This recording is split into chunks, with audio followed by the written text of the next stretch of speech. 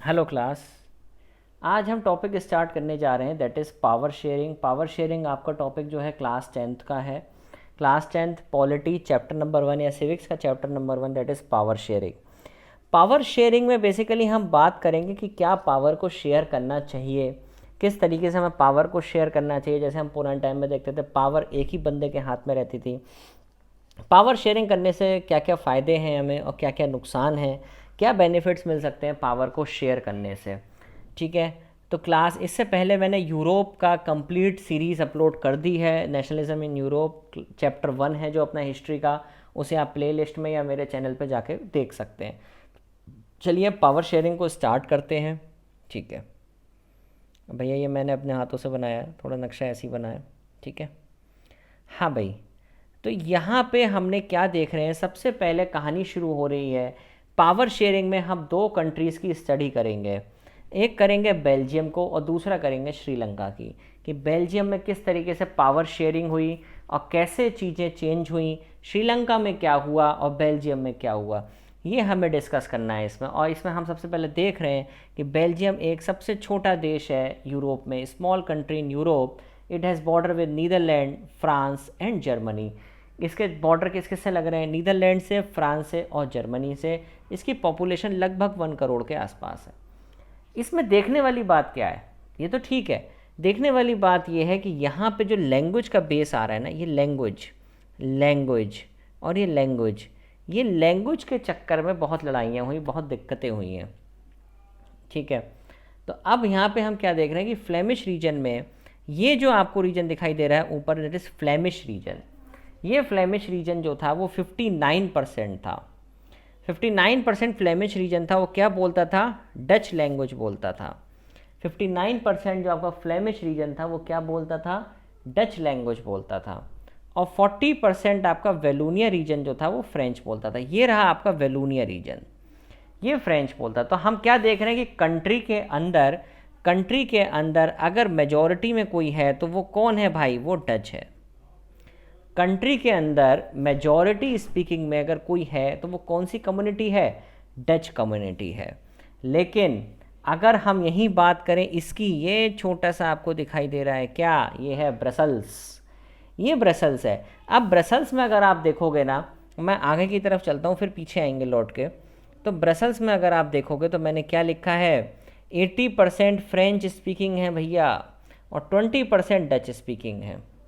तो 80% आपका क्या है, फ्रेंच स्पीकिंग है और 20% क्या है आपके डच स्पीकिंग है। इसका मतलब क्या है, इसका मतलब ये है कि भैया सबसे इंपॉर्टेंट लाइन यही है, Dutch speaking people constituted majority in the country but minority in the capital. Dutch वाले जो है ना, डच वाले जो है क्या बेसिकली वो मेजॉरिटी में है कंट्री में, तो कंट्री में वो मेजॉरिटी में, जैसे कि अभी आपने पीछे देखा, यहाँ पे हमने देखा कि डच वाले जो हैं, डच कम्युनिटी जो है वो 59% है कंट्री में, तो डच मेजॉरिटी में।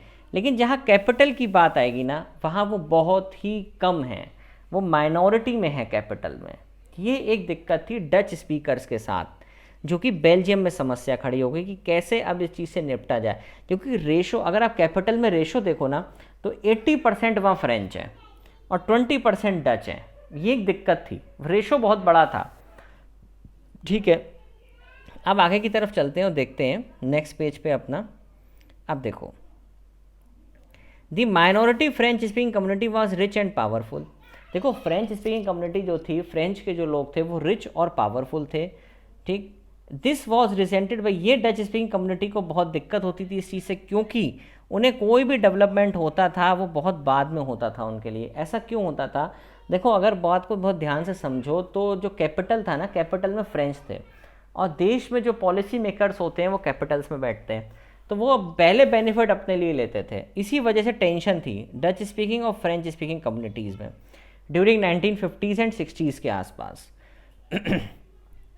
ब्रसल्स में अलग प्रॉब्लम थी, वहाँ डच स्पीकिंग पीपल मेजॉरिटी में थे और माइनॉरिटी, कैपिटल में माइनॉरिटी में थे। तो ये दिक्कतें बनी हुई थी बेसिकली किस में, बेल्जियम के अंदर।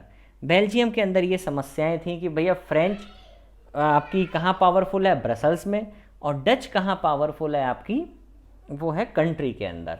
हमें ये याद रखना, देखो इसे याद रखना बहुत मुश्किल हो जाएगा सभी के लिए कि भैया फ्लेमिश कहाँ थे और डच कहाँ थे। तो ये एक लाइन याद रखनी है कि फ्लेमिश वाले फ्रेंच नहीं बोलते थे, फ्लेमिश वाले फ्रेंच नहीं बोलते थे, तो वो क्या बोलते थे, डच बोलते थे। और डच क्या थे, मेजॉरिटी में थे कंट्री में। सिंपल याद हो गया।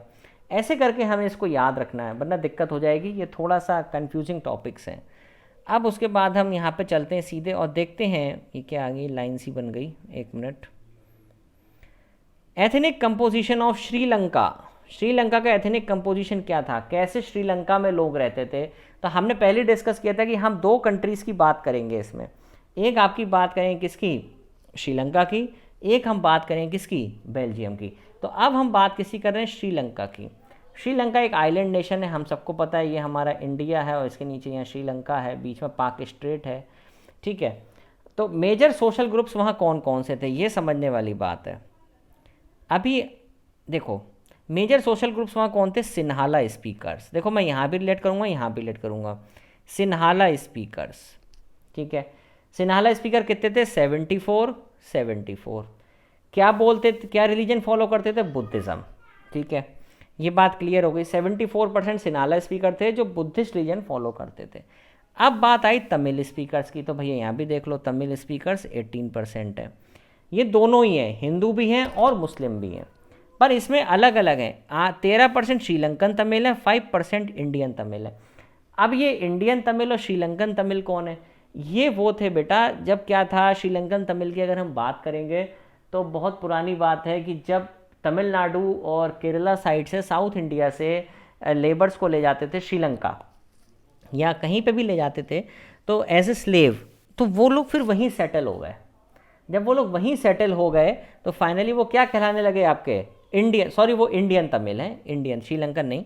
That these are called as the Indian Tamil. Indian Tamil कौन है, ऐसे लोग जो हमारे इंडिया से जाते थे as a slave, particularly from South India, और वो नीचे जाते थे अपने श्रीलंका में जो मजदूरी करते थे, एज ए स्लेव प्लांटेशन में काम करते थे, और फिर वो वहीं रह जाते थे।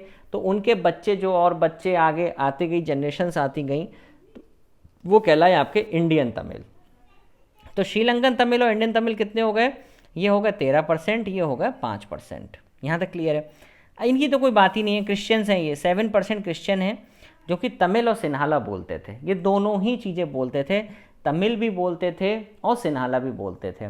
तो आज इस वीडियो में हमने जस्ट इस सिस्टम को स्टार्ट किया है, पावर शेयरिंग वाले चैप्टर को स्टार्ट किया। हमने देखा है किस तरीके से ये हमारा बेल्जियम का और श्रीलंका का क्या क्या दिक्कतें रहीं, कैसे दोनों तरफ अगर हम देखें ना तो एक ही कहानी आ रही है, वो है स्पीकिंग। वो कहानी है लैंग्वेज की, कि कैसे लैंग्वेज में वेरिएशंस हुए, कैसे लैंग्वेज आपस में चेंज हुई, ठीक है। उम्मीद करते हैं कि हमें एक लाइन अपनी ज़रूर याद रखनी है, और वो हम याद रखेंगे कि फ्लेमिश वाले फ्रेंच नहीं बोलते थे। अगर ये लाइन आप याद रखोगे तो आराम से आपको सब याद हो जाएगा, और ये एकदम से आपको पूरा ये बेल्जियम वाली केस स्टडी एकदम से याद हो जाएगी। फिर नेक्स्ट क्लास में हम इसके आगे अपलोड करेंगे, इसके आगे कंटिन्यू करेंगे पावर शेयरिंग के, ठीक है। तब तक के लिए ओके, थैंक यू क्लास।